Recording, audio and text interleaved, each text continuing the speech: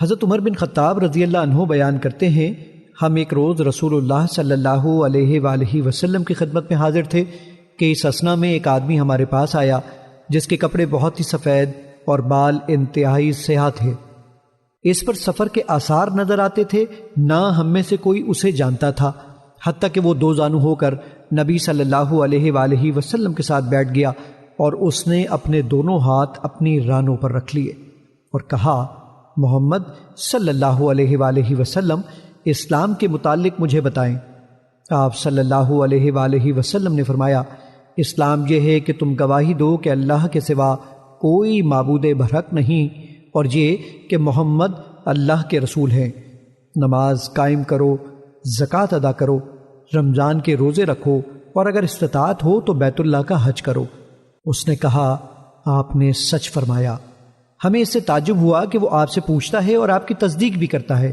اس نے کہا، ایمان کے بارے میں مجھے بتائیں۔ آپ صلی اللہ علیہ وآلہ وسلم نے فرمایا، یہ کہ تم اللہ پر، اس کے فرشتوں، اس کی کتابوں، اس کے رسولوں اور یوم آخرت پر ایمان لاؤ، اور تم تقدیر کے اچھا اور برا ہونے پر ایمان لاؤ۔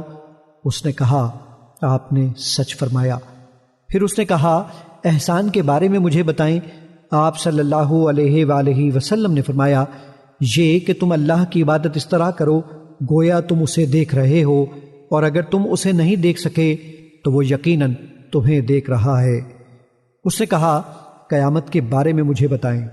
آپ صلی اللہ علیہ وآلہ وسلم نے فرمایا، مسئول اس کے متعلق سائل سے زیادہ نہیں جانتا۔ اس نے کہا، اس کی نشانیوں کے بارے میں مجھے بتا دیں۔